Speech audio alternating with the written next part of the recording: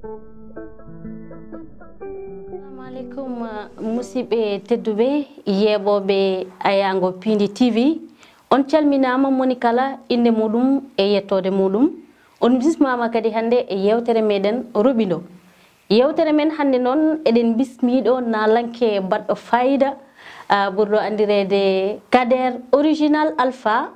ala no mbaɗami so wona mi acca KADEER salmotira e bandiraɓe ɓe ko aditi yimɓe ne naata e nder yewtere he hano hanirta ni.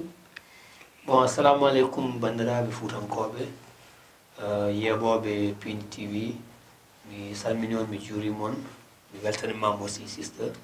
e invitation mo mbaɗanɗam ɗo e opportunité aussi mo dokkuɗam pour bandiraɓe kala mo andan original alpha wawa andude original alpha e ko original alpha woni e dow mum par ce que ɗiɗo dumunnaji foof voilà mboɗo ɗeɓi wadde rar seeɗa donc peut être holɓe gandanɗa ene kumpa ham no feewi donc jiiɗi andude aussi gomme dow mum donc mi weltinima kala jeeɓowo Piindi TV. Tigi rigui KADEER original alpha yimɓe ji ko futanke mo ganduɗa naate e nder nalankagal addi e nder nalankagal ɗum ko ganduɗa ko kesamago woni hollum ƴettude PULAAR yima hen afrobeat ƴettude PULAAR yima hen zouk ƴettude PULAAR yima hen eɗen mbawi wiide hande pulagu dañi innovation KADEER original alpha jinmi andude ko hol on hitande naɗɗa e nalankagal. Bon, en fait, pour dire mi wadde musique c'était en 2001 mais nde jangganmi primaire bon musique kam ɓooyi weldemi donc guila jibinami tan vraiment musique ne weli kam bon en 2001 min puɗɗi bon voilà quoi nadde gueɗe ɗe legal wonno tigi min tan min jaɗannoɓe min mbaɗi créé groupe corni wiye Sogirap on était 2 personnes donc ene yaha ha instant goto on oppi après continuer goɗɗo min mbaɗi formé aussi groupe goɗɗo ne wiye Daara hip hop donc Daara hip hop nak hikka ha 2007 jibini alphaji Fouta tigi rigui mbaɗa yiyatno ko alphaji Fouta wonno ko ɓooyani ko mi iwi alphaji Fouta wonti tan KADEER original alpha caɗele ɗe holto immi. Bon en fait aɗa andi so tawi yimɓe ne mbawi wondude ene gonduno gueɗe mumen foof ene moƴƴino ene pamodirno voilà ok ene mbawi continde mais min jaaha instant goto donc min natti famodirde après c'était en 2014 donc mbammi carrière am solo accumi kamɓe continue alphaji Fouta tigi gaccuɗaɓe ɓe continue alphaji Fouta mbaɗɗa carrière ma solo holno yimɓeɓe mbaɗir ɗum apprécié kadi beele a dañi caɗele caggal nde certuɗa e alphaji Fouta nde tawno ko ɗon gandenoɗa. Bon début o c'était un peu difficile mais quand même bon parce que min hokkuno hom sens aussi hayne gommi alphaji Fouta nde mboɗo jangganno école des beaux-arts bon je faisais la guitare et puis mboɗo jangganno les cours de chant et tout ça donc haysko tawi aussi min certi min mi wawa dañde probléme musicalement peut être mboɗo wawi dañde probléme financièrement woni moyen ngaji et tout ça mais probléme musicalement wawa ɗum dañde parce que y avait de l'expérience qui est là voilà début o wonno rek ko holno dañirtumi moyen pour voilà wadde formé affaire goto pour yimɓe mbawa wadde comprendre min vision mais tout ça mais hay ɗum ne aussi Allah waɗi surtout je travailler avec un ONG qui s'appelle USAID Yadiene donc min cinnini on contrat min ligginima avec hygiène assainissement malnutrition et tout ça min mbaɗi des caravanes et tout ça donc ɗon dañmi fond pour hollirde vraiment original alpha e là tigi beele eko mbatta ho hande a yiitima hon hoorema hano hannirta ni henna. Bon ça va alhamdulillah aɗa andi bon musique ɗo musique Sénégal waɗani stable hay mawɓe jiyani koyemumen mi haɗani minen fuɗɗoroɓe joni heddoro nak ko bon mon foof e sa façon de faire pour wawa yaltude hen bon or musique o aussi min jogui golle goɗɗe min mbaɗata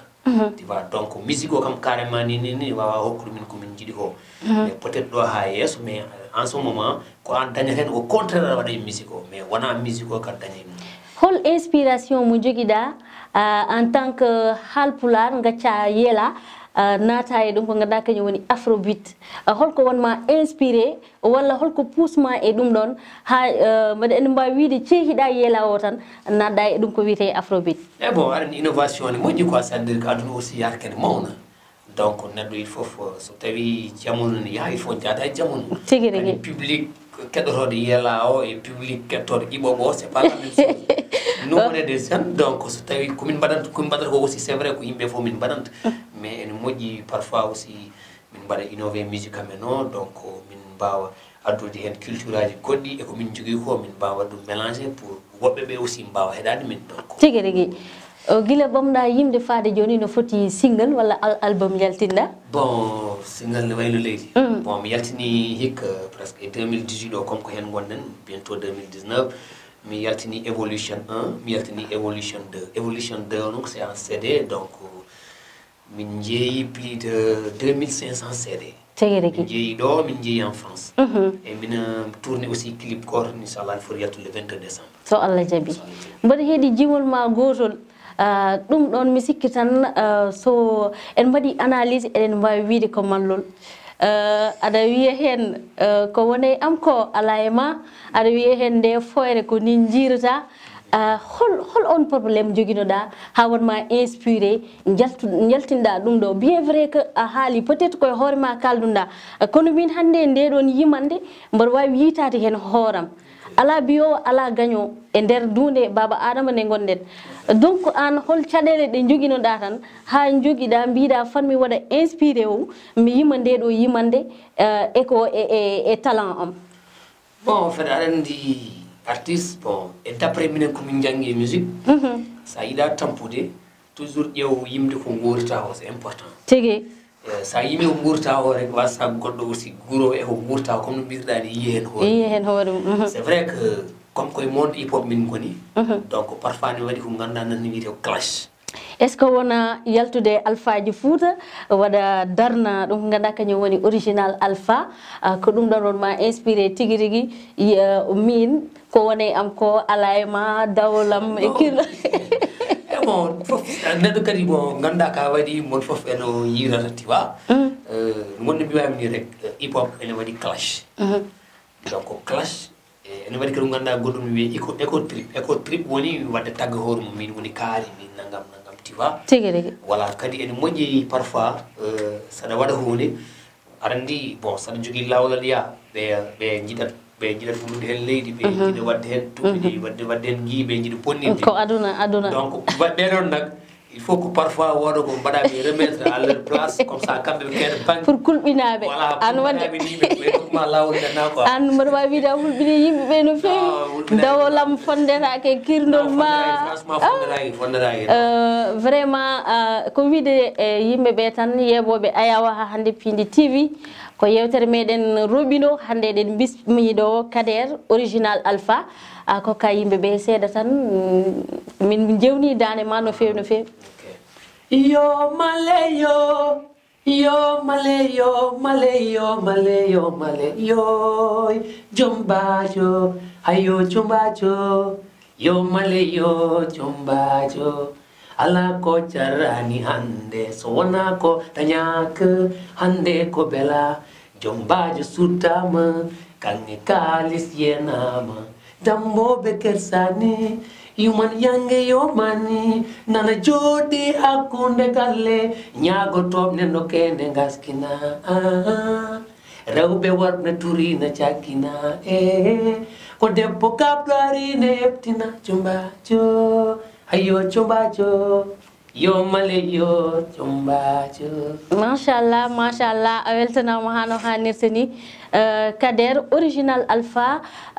jinmi ko namdade ma à part musique o so diwti musique ko e dow holɗum dillata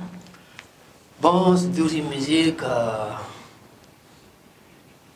mboɗo jogui golle komi caissier comme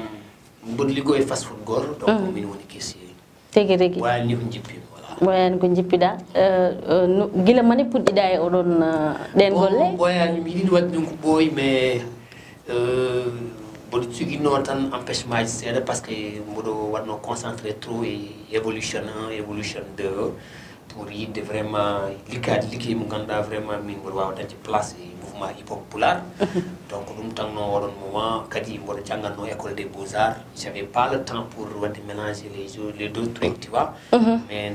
d'après kam kon ko non mi yaltini dum actuellement ko ngomi do je prépare mon album mais mi heñayi donc bodo wawi yaade continuer liggéey mu jinno mo je gagne ma vie correctement et puis hatta ka to bodo chemin tigi rigi anandi danje Kader original alpha e ndir wuro sogi wona hunde wemde mbele sa imani musique ko fate production ada walle yaltinde album cassette mbele an wonbe mbadda sentir tan kala e saha sada yaltina e be jetta juude mabbe e mbada hen taw kadi ko wursogi nabe tigi bon wursogi nabe mbodo yettabe mbodo juurobe mbodo salminabe hal premier mbiya so ciakudi weli je ne suis pas non mbirata dum ni donc holko be mbadi apporter ko heewi mais wona nangude kalis ne hokkane c'est pas ça qui est important important so woni holdum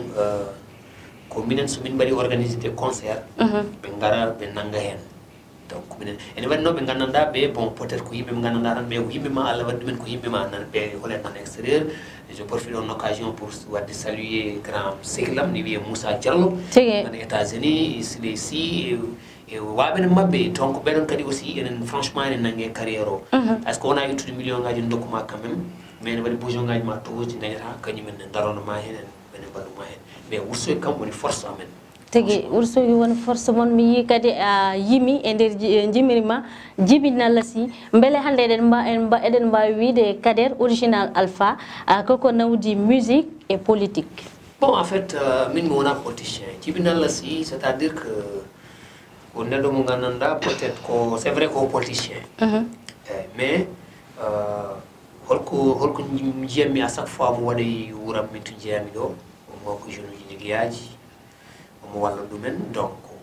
c'est normal arandi en général l'artiste qui vient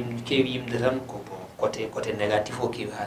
mais neddo aussi ça yo ngada ko moji mais hal wala problème effectivement donc holko wada gestu badi fayda après min en tant qu'artiste voilà calme tigi hakkude ma e njaay jata njaay mo ganduda o mono jodi hande dow la France mbedi des fois mi jetta son wuji ma mo wada hen des vidéos eden mbawi wiide sa yi dum e nder internet ada wawi wiide carrément njaay jata njaay debbo mo sogi ko debbo mo ganduda derendido wallude Kader original alpha bon njaay jata ko miñam minen jibtina wursogi mo woni don kanko après o yehi France kadi ko debbo moƴƴo aussi c'est vrai que min kalta relation ngaji di don yimbe ci kardi mais quand même e min jogdi kam relation mi jamnan hakunda men parce que hay nyande ne jalti mi cede amonde ne neldum en France donc kam holko yeen quand même donc mbodo weltuno mo dum non mbodo wiyam kadi o jaram kadi mbodo yi kam ko hormo ko wadata e to France to wonto ko wadata pour darnade fulbe donc wiyam mo mere ko yo jokko golle minen e mabbe fof c'est la même chose tigi Kader alpha alla jarama musibbe teddube yebobe Piindi TV on jaram ko dum do tigi wonno bisma gol meden hande do e der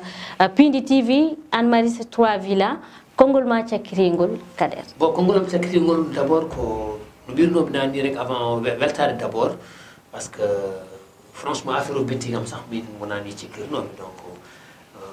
yi kat liggéey baddu fayde mo battu non donc mo won encourager parce que modani konko mo dewi do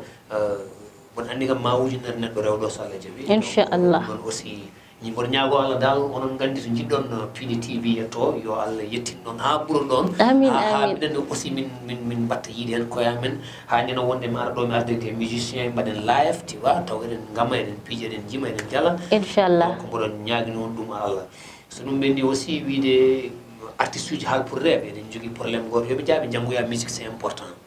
voilà parce que aduna kala kada wada hen yo wonde hen professionnel c'est important sa yi musique pulaar hande ne tardi himbe bawa yaada hen nokku jogi den ko goto gilen men ha joni te on joni presque minen jono wona mameraado ti wa